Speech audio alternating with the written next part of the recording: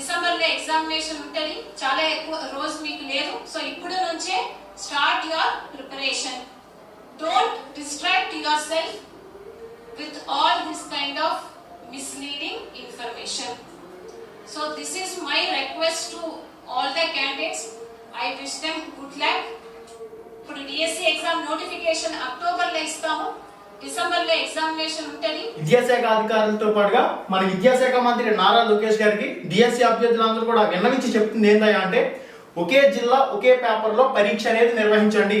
తెలంగాణ ప్రభుత్వం ఏ విధంగా 2024లో డిఎస్సి అనేది ఒకే జిల్లా ఒకే పేపర్ విధానంలో సిబిటి కంప్యూటర్ బేస్డ్ టెస్ట్ అనేది కండక్ట్ చేయడం జరిగింది. మనకి మాత్రం 8-9 పేపర్లు పెడుతున్నారు, నార్మలైజేషన్ అంటున్నారు. దీనివల్ల కొన్ని సెషన్ వాళ్ళకి 4.9 మార్కుల వరకు కూడా యాడ్ అవ్వడం, కొంతమందికి 3.5 మార్కుల వరకు యాడ్ అవ్వడం, కొంతమందికి కేవలం 0.5 పాయింట్స్ లో మార్కులు అనేవి యాడ్ అవ్వడం. ఈ విధంగా మార్కులు యాడ్ అయిన వాళ్ళకి కొద్దిగా బెనిఫిట్ కావడం, అంటే అందరూ కూడా కష్టమైన పేపర్లోనే పరీక్ష రాయాలనుకుంటారు కదండి. అందువల్ల ఈ విధానం అనేది ఖచ్చితంగా కొంచెం లోపాలతో కూడుకుని ఉంది కాబట్టి ఒకే జిల్లా ఒకే పేపర్లో డిఎస్సి టీచర్ పోస్టుల భర్తీ అనేది చేయాలని చెప్పేసి విద్యాశాఖ అధికారులైన ఐఏఎస్ అధికారులైన మీకు డిఎస్సి అభ్యర్థులు విన్నవిస్తూ ఉన్నారు.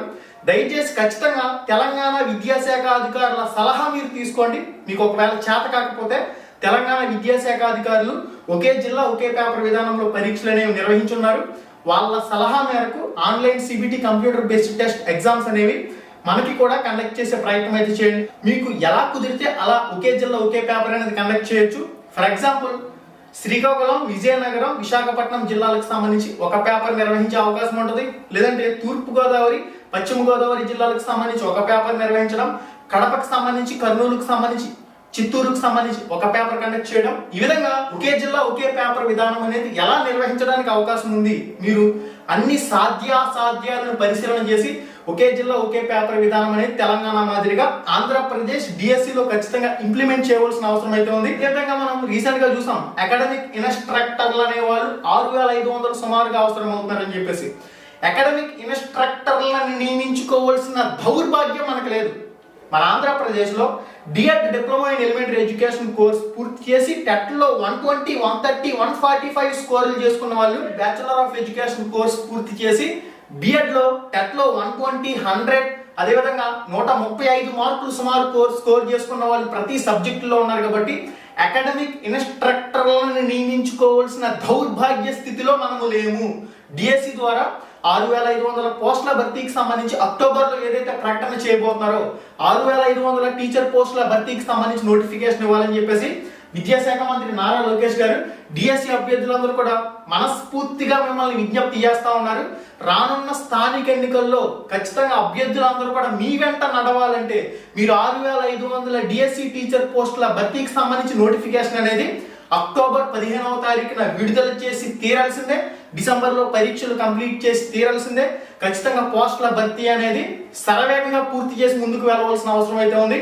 దయచేసి అకాడమిక్ ఇన్స్ట్రక్టర్ల ఆ ప్రతిపాదన పక్కన పెట్టండి. 6500 డిఎస్సి ద్వారా టీచర్ పోస్టుల భర్తీ చేయండి.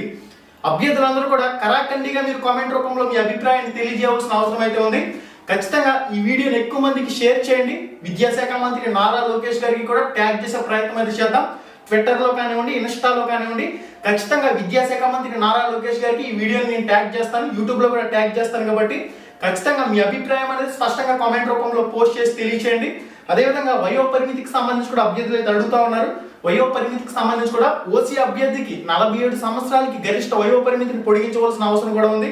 గిరిజన అభ్యర్థులకు సంబంధించి జీవో నెంబర్ 3 అని చెప్పేసి వాళ్ళు చాలా పోరాటం అయితే చేస్తా ఉన్నారు. కాబట్టి గిరిజన అభ్యర్థుల హక్కులను కాపాడే విధంగా వారి ప్రాంతంలో గిరిజన అభ్యర్థులు ఎవరైతే ఉన్నారో, గిరిజన ప్రాంత డిఎడ్ బిఎడ్ అభ్యర్థులు ఎవరైతే ఉన్నారో, టెట్ క్వాలిఫై అయిన అభ్యర్థులు ఎవరైతే ఉన్నారో డిఎస్సిలో వారికి ముందుగా ప్రిఫరెన్స్ అనేది ఇచ్చిన తర్వాత మిగిలిన అభ్యర్థులకు సంబంధించి అవకాశం వచ్చే విధంగా ఫస్ట్ ప్రయారిటీ అనేది అక్కడ గిరిజన అభ్యర్థులకి ఇవ్వవలసిన అవసరం అయితే ఉంది. జీవో నెంబర్ 3కి ప్రత్యామ్నాయం కోరుకుంటూ ఉన్నారు.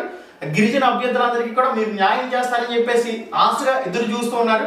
వారికి సంబంధించిన కూడా మంచి న్యూస్ అనేది మీరు చెప్పవలసిన అవసరం అయితే 100% ఉంది. ఒకవేళ డిఎస్సికి సంబంధించిన సిలబస్ మీరు తెలుసుకోవాలంటే Ram Ramesh AP DSC syllabus అని చెప్పేసి సెర్చ్ చేయండి.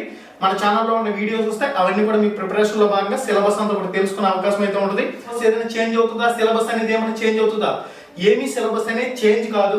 ఈ 2026 ఇయర్ సిలబస్ తో మనకి ఎటువంటి సంబంధం అనేది లేదు. 1 to 9th క్లాస్ వరకు ఆల్రెడీ ఏదైతే పాత పాఠ్య పుస్తకాలు మీరు చదువుతా ఉన్నారో అవే చదివితే సరిపోతుంది. అంటే 2022, 24, 25 అకాడమిక్ ఇయర్లకు సంబంధించి 1వ తరగతి నుంచి 9వ తరగతి వరకు పాఠ్య పుస్తకాలను చదువుకుంటారు. 10వ తరగతికి సంబంధించి 2024, 25 అకాడమిక్ ఇయర్ లో పాఠ్య పుస్తకాలు అనేవి చేంజ్ అయ్యాయి. వాటిని మీరు ప్రామాణికంగా తీసుకుంటే సరిపోతుంది. ఓకే, ఈ 2026లో ఏ టెక్స్ట్ బుక్స్ వచ్చినా మీకు సంబంధం లేదు. 1 ఇయర్ కంప్లీట్ అయిన తర్వాత మాత్రమే మనకి ఆ టెక్స్ట్ బుక్లు ఇవ్వడానికి అవకాశం ఉంటుంది. కాబట్టి ఈ 2026 సిలబస్ చేంజ్ అయింది, అదేం మీరు పట్టించుకోవాల్సిన అవసరం అయితే లేదు. ఇక ఎవరైతే ఇంటర్మీడియట్ కి సంబంధించి స్కూల్ అసిస్టెంట్ అభ్యర్థులు చదువుతారో 2024, 25 అకాడమిక్ ఇయర్ లో ఏదైతే పాఠ్య పుస్తకాలు అనేవి అమల్లో ఉన్నాయో వాటిని మీరు ఫాలో కావాల్సిన అవసరం అయితే ఉంది. స్కూల్ అసిస్టెంట్ అభ్యర్థులకి ఇంటర్మీడియట్ లెవెల్ వరకు ఉంటుంది. కాబట్టి 2024, 25 అకాడమిక్ ఇయర్ లో ఏవైతే పాఠ్య పుస్తకాలు ఉన్నాయో వాటిని ప్రామాణికంగా తీసుకోండి. 2024, 25 సంవత్సరంలో ఎవరైతే ఇంటర్మీడియట్ కోర్స్ చేశారో వాళ్ళ దగ్గర మీరు మెటీరియల్స్ అనేవి తీసుకుని చదువుకుంటే సరిపోతుందండి. ఓకే గైస్, మరింత అప్డేట్ ఇన్ఫర్మేషన్ ఎప్పటికప్పుడు మీకు అందుతూనే ఉంటుంది. సిలబస్ కి సంబంధించి కూడా సెపరేట్ గా మన ఛానల్లో వీడియో చేసే ప్రయత్నం అయితే చేద్దాం.